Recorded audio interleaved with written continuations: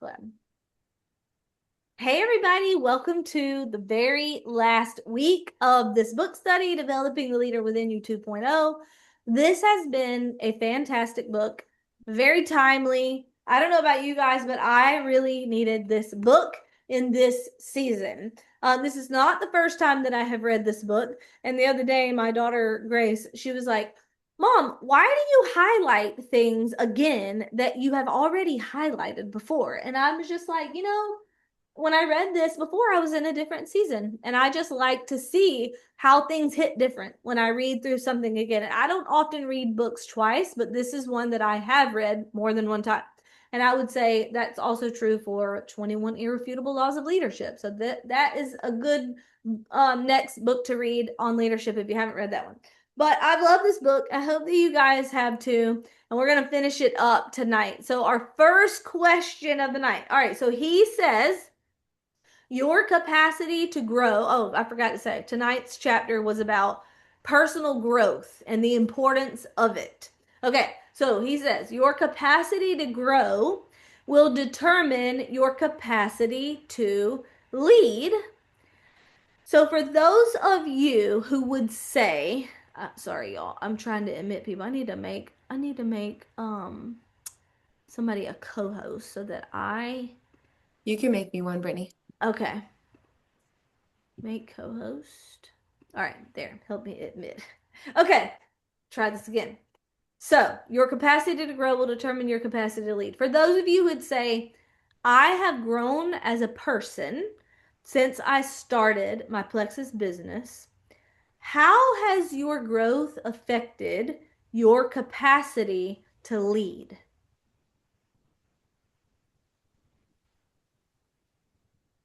In every way. Tell us Um, more. I feel like the challenges that you have, so I can look back and see all the challenges I had and the areas I had to grow in. And I am leading now so many women through those same things. So if I had allowed that to be the cap, or this is it, I guess I can't learn this, or I can't do this, or a me problem, instead of just needing to learn and grow in that area, then I wouldn't be able to help people behind me grow through it. So I think it's just a something we probably all understand, but we don't always enjoy, right? That whatever is hardest for us, we're going to be the best teachers of. Whatever we have to dissect, we then understand how someone else can do it. What comes naturally to me is what I have the hardest time teaching somebody else to do or leading Mm, somebody else in, because I haven't had to learn it. It's something I intuitively know, and that's when it's difficult. good point. Yep, agree. Ooh, I so agree with that. Very relatable. I'm relating to that a lot, Amber. First thing that came to my mind, I think will be relatable to anyone who's just starting their growing in leadership and stepping into it. Um, the personal growth before becoming a leader, like really stepping into becoming a leader, you definitely have to be able to do two things at once. Take ownership for your stuff that and not take things personally. And there's a really interesting balance between those two. And so that's something that has helped me. Like Amber, I agree with you. Pretty much everything that I've done in personal growth before and now leading is correlated. Pretty much everything. It's really hard to pick one thing, but the ownership plus not taking things personally really helps you um, in leadership so that you can continue growing and not make things about you when something happens on your team. So it's not literally all about you. So something I'm thinking, still thinking through as I'm talking because I'm processing it out loud. But yeah, Yes. relearning like every year. Yep. It's amazing how we can relearn the same things in deeper levels. Yep. So true. Think the personal growth thing for me, and I haven't arrived by any means, but I have a long ways to Me go. either. Only None Anna of and us, Eva none have of us. arrived. still have a lot of growth to do. But like I look at myself 6 years ago, because you asked how it's affected our business. But I mean, I can't even put a finger on a place in my life that personal growth hasn't affected over the last 6 years. Um, I think I would agree with ownership being the biggest area. And I mean, in every single area of my life. If my body's not looking how I want it to look, I need to take ownership of the food choices I'm making, or ownership of the fact that I'm not moving my body enough, or if my relationship with my husband isn't where I want it to be, I have to take ownership of that and see how I can grow that, grow myself, and not try and change him. But, so things like that. And that all started by reading books for a business, when I didn't even see it as a business yet. But yeah, so I would say ownership is the biggest thing, and I literally cannot think of a place in my life it hasn't affected. Yeah, good point. It does not just affect the business. That is so true. I would say I really loved the point that Amber brought out. Like it's easy to lean into personal development when it's something that's like an area that you shine in, but the real personal development is when it's an area that you tend to resist. And it's true. It's so true. If you have to work hard to learn a certain area, you're going to become so much better at teaching that than somebody that it came easy to. Yep. What are some examples of personal growth that you feel like you've had?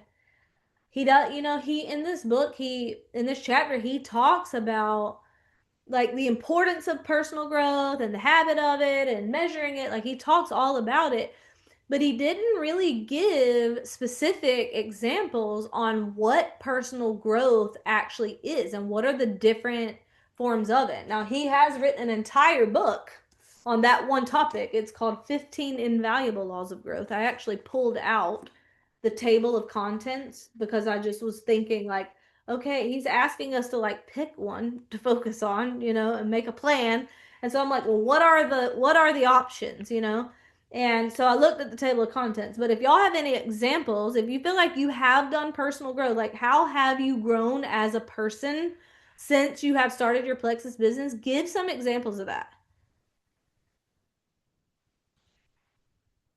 I can tell you for me, it's been like I've grown in discipline. I've grown in overcoming fear of what people will think. I've grown in consistency. I've grown in communication. I've grown in leadership. I've grown in um, time management, prioritization, people skills, influence, so many ways. Like I could probably go on and on of how I've grown since I started my Plexus business that has impacted not just my business, but like Rachel said, my life, every area of it. But how about the rest of you guys? How would you say you have done personal growth? What does that look like in your own life? Well, I would echo everything that you just said. In terms of areas of growth, I mean, every single area of this book. Um, it's looked like for me plugging into book studies, continuing growth when it's not a study, just on my own, listening to podcasts, reading books, applying them to life, not just because assimilating knowledge is one thing, but it's applied knowledge that changes us, wisdom, actually applying it to life, being intentional. I mean, everything, all the areas that you just said. And it really is literally transformed our whole family, not just me. I mean, and I didn't even know how much transformation and how much growth I needed until I started to grow. And then I could start to see dysfunctional areas of communication, dysfunctional habits, dysfunctional patterns. And it literally has changed the entire trajectory of our family's future because of the growth I've done, precisely because of this business. Because it's the more you grow as a human, the more your business will grow. And as we've seen from this book, growth, like my prayer really is that growth will be my goal, not just a destination, because the more that we grow, everything else is a byproduct of that. But everything from time to health, I mean, even just growing about my body and gut health, attitudes, how am I going to react to things, emotional management, vision, all of that. I mean, how I respond to everyday life, whether it's my dryer breaking or hitting a new rank. I mean, just every area of life. Yeah, so good. Yep. I feel like I can really easily pinpoint the areas that I've grown, the big ones, because I whined about those areas a lot before I decided to take ownership and growth. And it was a spot that I would get stuck and I would say, like, I just can't, like, nobody will. And I had these statements that made me a victim to the situation. And sometimes I just like wanted to sit in that. Like I didn't want to have to go do the work to find solutions, um, until it got painful enough. And then it was like, okay, this is now frustrating and I don't like it anymore. I don't want to have the results and the consequences of the victimhood here anymore. So now let me get curious. And that was like from the very beginning, it was I can't get customers. Like I remember that was one of my biggest things. And I was terrible at communicating to somebody that was interested, like really, really bad. And so I had to learn how to communicate well, how to have great conversations. Like that's now one of my best skills because it was one of the areas that I was literally so bad at, like so bad. Because I was nervous and I didn't have confidence and all of those things. I said I couldn't grow on Instagram. I couldn't grow a network. I couldn't get a business builder. Like all of these big chunks that I could look back on I couldn't speak. I cannot speak in front of a crowd. Like I will die if I have to do that. Like those things that, because once I got tired of being a victim to it and I took ownership, then it was really good questions. So, okay, how can I? And asking really good questions about the situation. And then, like John Maxwell said, I thought it was really cool. He pulls from his own examples about when he wanted to become a writer.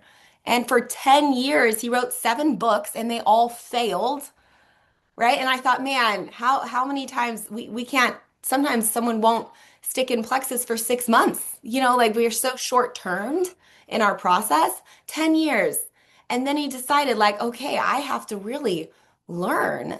And Yeah. yeah, And so I think as I'm listening to her talk about this, the first event she ever spoke at, she begged, she cried, I set her up. She did not know she was going to talk at this thing. She threw up, everything. And I think when all of us right now think about an area that we're resisting growth in, that we're having all the emotions about, that I feel like the resistance is actually an indication that this is going to end up being your strong point Mm. and end up being something that you're meant for. And because now she loves it, like she's speaking on stage and all of those things. So, um, and I got a voice message from somebody in my team, last night, and she was talking about this, about personal development and what it meant for her life. I didn't even know she was a singer. I did not know she had actually tried out for The Voice, and she wrote this song and she did all this. So basically, it was this message, and I think you're probably on this call and you know who you are. Um, and it was just all these things about her that I had no idea was in her, and she had this talent. And the reason she pushed through is because of this business, because of the personal development that she's had here. And it's so much more than just a business or an income. and I All would right, whoever you are, unmute and sing us a solo. We wish you a Merry Christmas is a good option. I'm totally kidding. You don't have to do that. I was also going to add to that when he said he went all in after 10 years of writing, and then he immersed himself in learning better skills. And I thought that immersion was important. Like every time I've had to learn Yep. a thing, I get obsessive about that thing.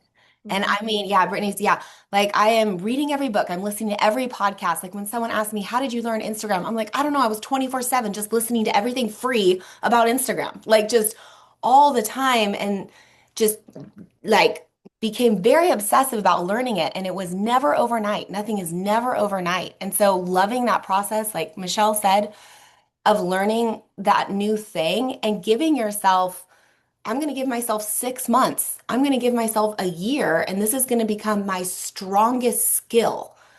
Instead of that, I think we try to fix things too fast, you know? But I don't think we should, I think we should point out you don't wait to take action No, no, take until, action right yeah. away, but Mhm. don't judge the results Mhm. like too quickly Yeah. because you're still learning and getting Well, feedback. don't let the results mean something about whether or not you're supposed to do this. Don't, when you say don't judge the result, I think like it blew me away too whenever he said that he decided he was going to be a writer and proceeds to write 7 books that all had one thing in common: they failed.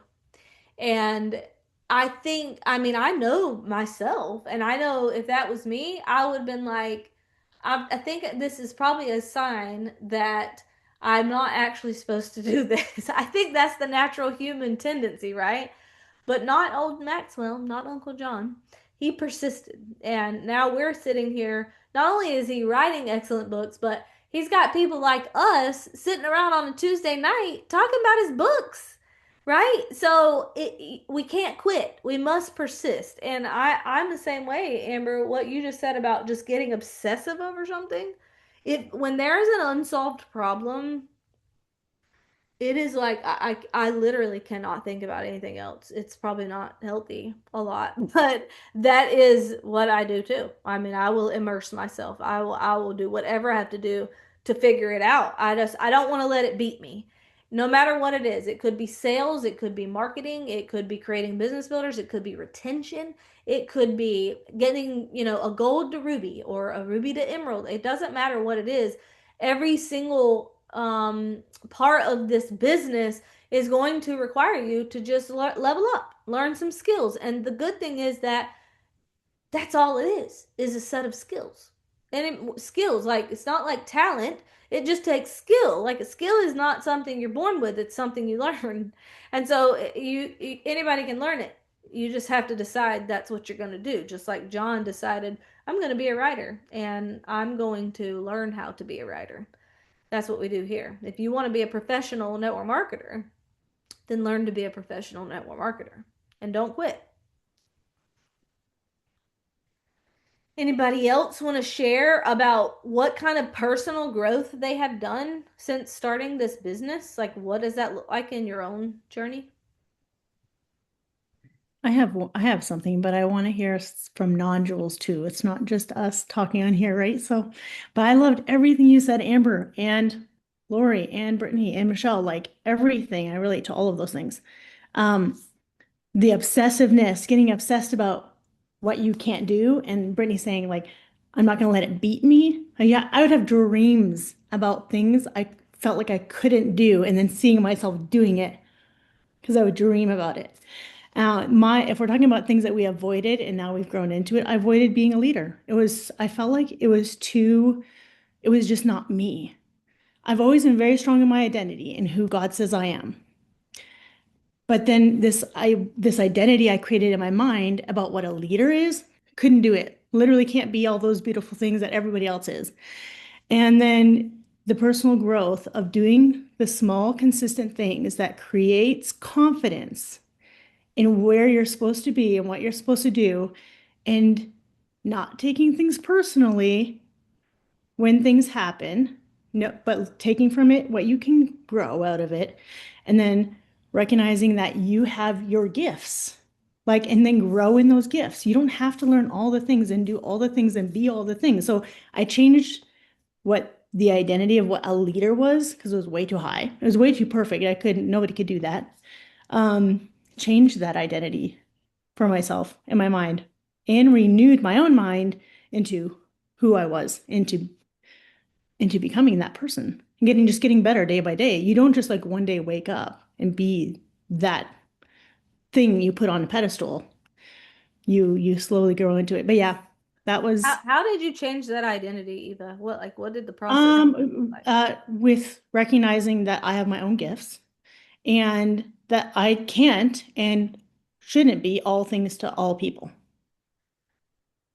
So I am my own type of leader, and not everybody will follow me, and not everybody will like the way I lead, and being totally okay with that, knowing that you're still in the right place, even if it's that way. Yeah, so good. All right, let's move on to the next question. So good, y'all. Thank y'all for sharing.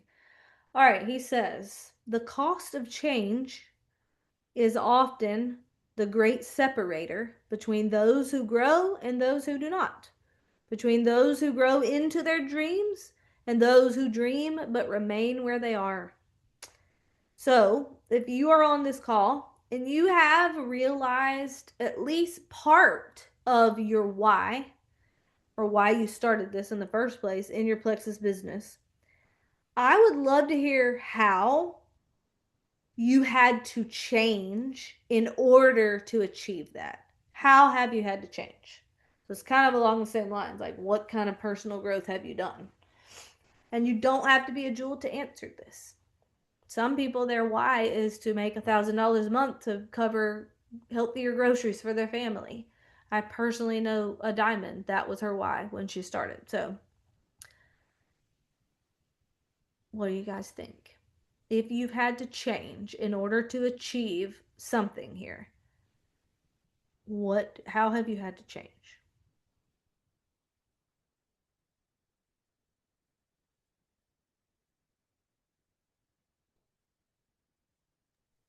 I think when I was pushing for like senior Ruby, the biggest change, and this is going to sound so silly, was because I was working still as a teacher, and I had to get my one kid to childcare, and the other one went with me to the school.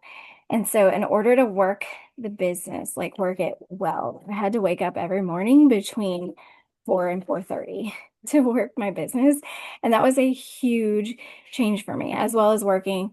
I was breastfeeding. So I was like pumping in my closet at work and working on it. So like the biggest, so I guess all that to say, it was like becoming someone who was in control of my time is what I'm trying to say. So like I had to find the time and make that my work time. And like, now that I'm home, I still have to do the same thing. Like I still have to find that time, and make that my business hours. So just being in control of my time was the biggest change because I like to live in the moment. I'm like one of those. It's like life is good, life is fun, let's live in the moment. And you just can't always do that. So Yes, love that, Rachel. So good. Love seeing the growth that you've had here. I love Jessa's answer in the comment, learning to have empathy for others. I think Christina would say that's one of hers too. It's a really good one. Sarah says she's had to learn how to communicate, to have conversations, and ask good questions. Oh, those are good too. Taking accountability. So ownership, that's huge. Ownership is a big one for almost everybody. So yay that you figured that out early in your journey, Ashley. Doing bold actions, putting myself out there, and learning you can get up early. Those are all great, y'all. He says in the book, well, there's a quote in the book that says, everybody wants change, but no one wants to change.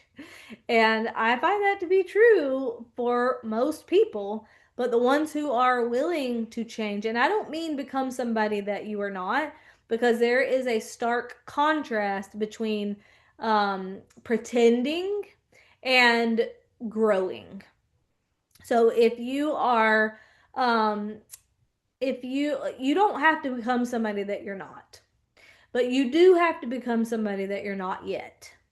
And that does not mean that you have to be inauthentic. That, I mean, if you're pretending, that looks like Christina is an extrovert and like just high energy and bold and confident. And if I'm trying to be her, that would be inauthentic for me.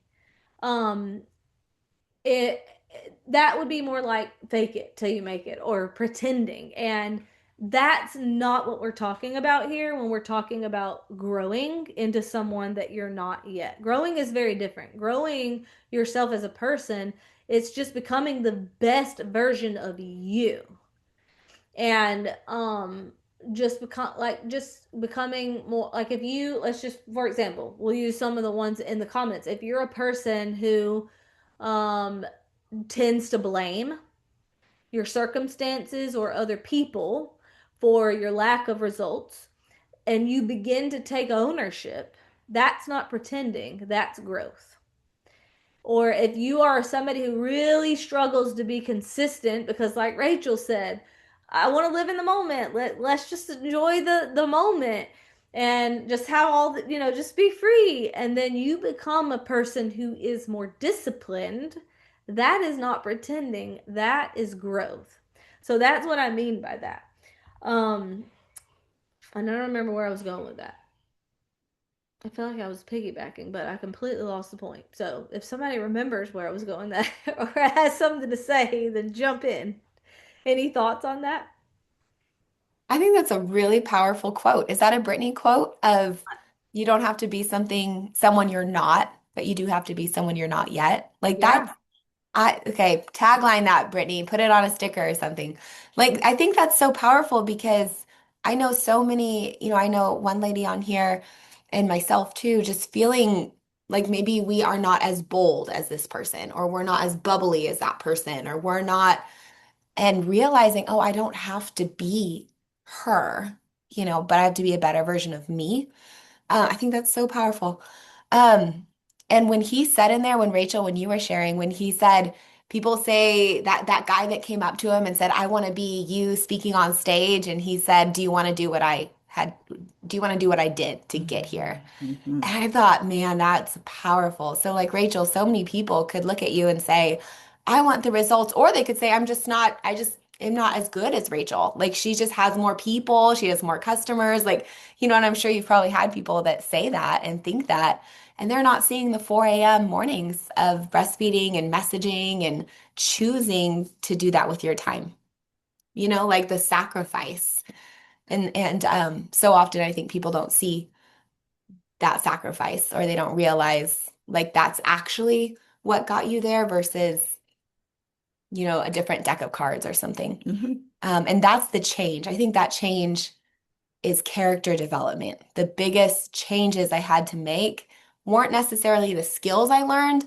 To learn those skills, it was the character development to take ownership, the character development to stop being a victim, to be disciplined, to get up earlier, to do that over and over and over again, to work without seeing results. So to have a character of stewardship and long suffering with my business, all of those, that the emotional maturity, I think that's the change that is a sacrifice, because that's not fun. Like, it's a lot more fun just to do whatever you want whenever you want to do it, or to gossip to some friend about somebody instead of taking ownership of the relationship, right? Like, um, so I think that's the change, the character development. Or the growing in confidence isn't fun because now I'm going to have to do things that scare me and take ownership of doing that over and over and over again. Yeah. And I remember, as you were saying that, I remembered the point that I was trying to make. It was about the change. It was about how people want change, but they don't want to change. Hmm. Because change is painful, but change is what is going to bring your dreams to reality. Hmm. So it's just something to keep in mind. And the point I was making was that when we're saying you have to change, it doesn't mean you have to be inauthentic or pretend. It just means that you have to grow. Like, you do have to be willing to change some things about yourself, like bad habits and stuff like that. Okay. He says that life begins at the end of our comfort zone, and to grow, we must embrace change and then learn to become comfortable being uncomfortable. So, what are you doing in your business currently that is getting you out of your comfort zone? Because if you're not out of your comfort zone, you're probably not growing. So, what are you doing currently that is getting you out of your comfort zone? I have attended many um, vendor events and being the leader of that event and working with my chamber and talking to complete, strangers that are really high up in business and powerful, VPs of big Fortune 500 companies. And it took a lot to not be, oh, I'm just this little person trying to sell something, but feel that I deserve to be in that room with them. So good. Thank you for sharing that, Karen. Anybody else? What are you doing in your business currently that's getting you out of your comfort zone? And this is going to shift over time. Like what makes you uncomfortable when you first start? If you do it consistently for like a year, you really won't be uncomfortable with it anymore. You have to find something else that gets you out of your comfort zone. So this is going to evolve. And it should, you should all, no matter how high you go, this principle of you have to get out of your comfort zone to grow is always going to be true. So, what's it looking like for y'all currently?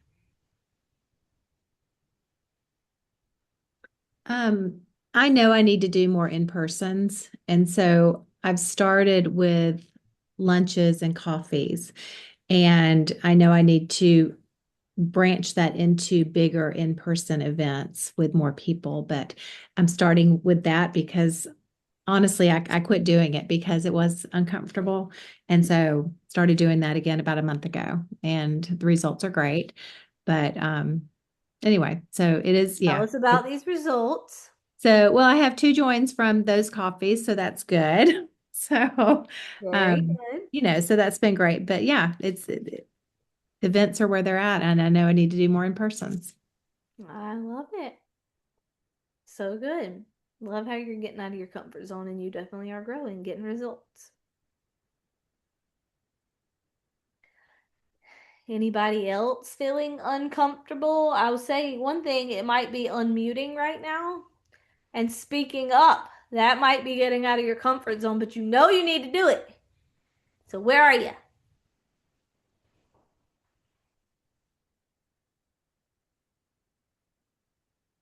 Not moving on. Not doing it. Gonna let it sit here and be awkwardly silent till somebody unmutes and tells us how they're getting out of their comfort zone. I am doing my first vendor event this Saturday, which makes me want to like throw up, but also really like excited to just do it and rip the band-aid off. Awesome. Well, way to go, Holly. Amber Yay. survived throwing up over things, and so hopefully you will too. I hope it goes great. Way to go on getting out of your comfort zone. Anybody else?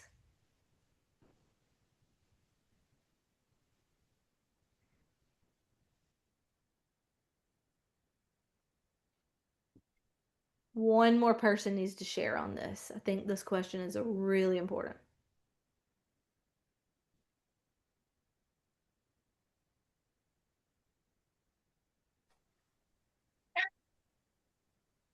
I'll go. I've been quiet. No, because I'm multitasking. But I don't like to leave my house since I've had kids. Like it literally causes anxiety to even consider going to the grocery store. So I just don't. I can order almost everything without leaving. And I signed up for a nature school co-op every Wednesday and started taking my children to where there are other weird moms like me that probably don't like to leave their house unless they go to the woods to make new friends. And I have been doing that for about 2 months now, every Wednesday, and I haven't died. And my kids absolutely love it and sleep like a dead person that night. Oh, so there's lots of benefits, and you do not. Mm-hmm. I did not toss. That's awesome. I love it. Good job, Jessa. Good job on getting out of your comfort zone. All right, if you can't think of anything that's making you feel out of your comfort zone right now, then you need to be asking yourself, what am I avoiding? What am I avoiding? Because if you want to grow, Growth always feels uncomfortable. All right. He talked about in the book how when you first start doing like personal growth and personal development and trying to actually grow yourself, how it like really anybody or anything, any experience can help you grow.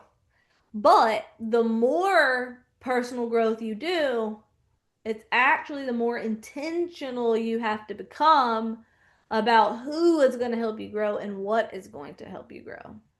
And so he says that at the end of every year, which that was perfect timing because here we are at the end of the year. It's a great time to do this. That he kind of looks back through his calendar, whatever, you could look back through your pictures, whatever. And he asks himself, who stretched me this year? And he tries to figure out how he can spend more time with that person. And then he asks himself, what experiences stretched me this year? So, my question for you guys is, who has stretched you this year? And how?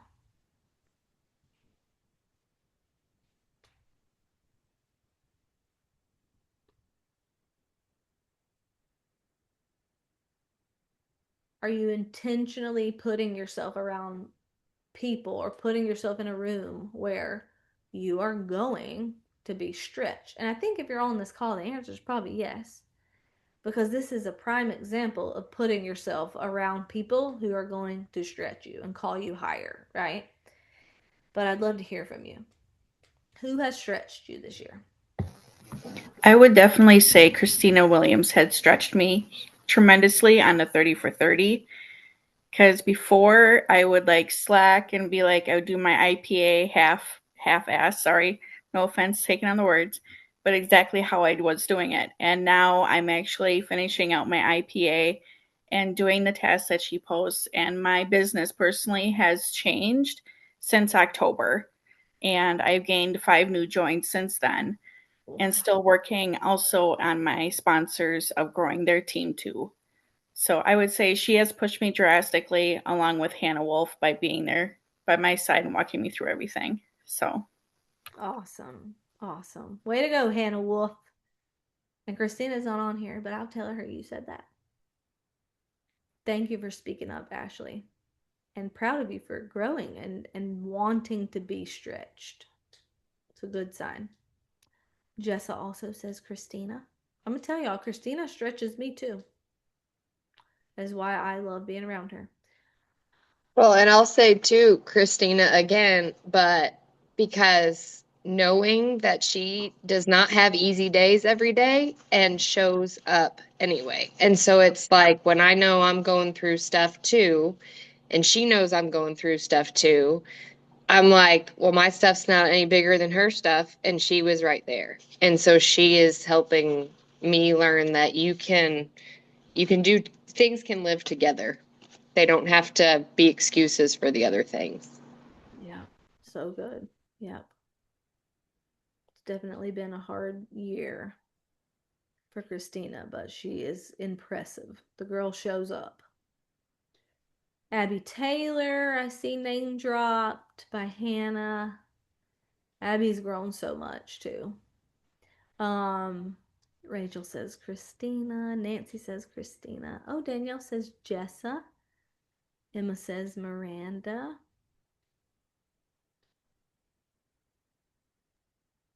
Well, the upper left corner stretches me every Tuesday and Thursday, or Mondays and Tuesdays. So, and then my direct team. Yeah, you guys.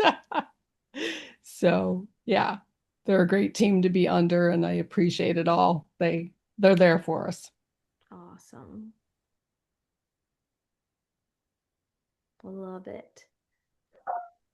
I would say Amber stretches me and has really like always been that consistent person. And this is like all from social media, you guys. Like this is how like influential her stretching is, because she just always brings it back to like kingdom-minded stewardship and things that just speak to my heart. And I'm like, oh my gosh, like I don't want to give up. God has really placed this conviction in me, like this is where I need to be.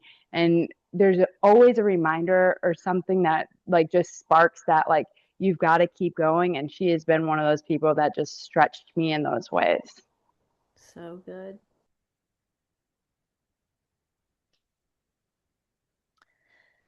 You guys, if you are the type of person who desires to be stretched, I just want you to know that that's a really good indicator of your potential. It's a really good sign that you're going to be successful.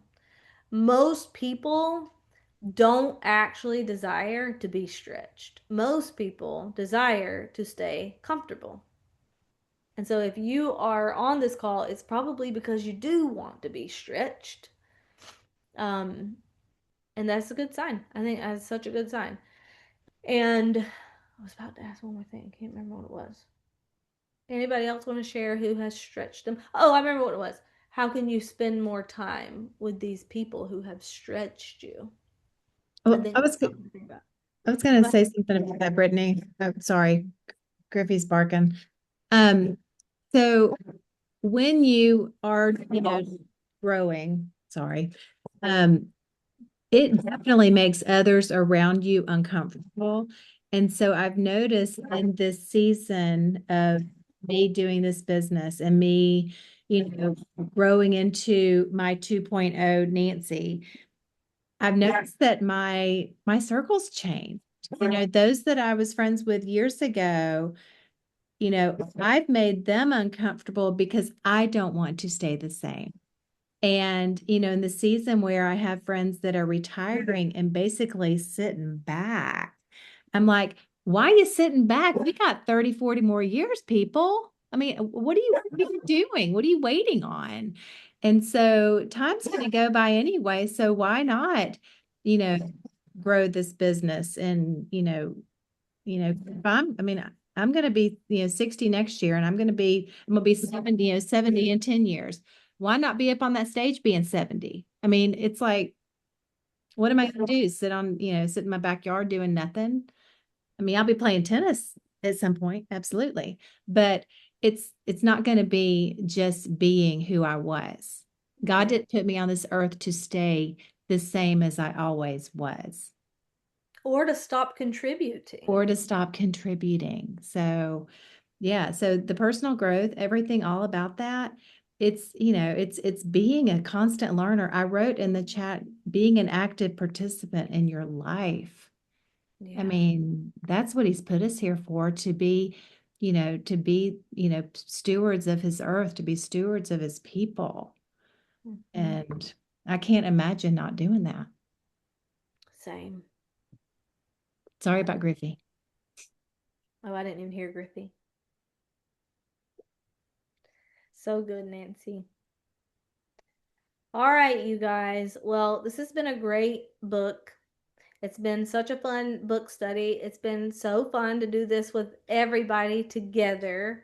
Hope we can do this sometime again in the near future. And I guess I will let you guys hop off of here so you can go potty and all that stuff before team call in a few minutes. But thank y'all for being on. Thanks for being willing to be in the room. If you're always at the top of your class, you're in the wrong class. And so you should be intentionally putting yourself in situations like this where you are going to be stretched and you can grow. And like I said, I think it's a good indicator of where you're headed if that sounds like something you want to do. All right, y'all. Well, good night. See y'all later. Bye.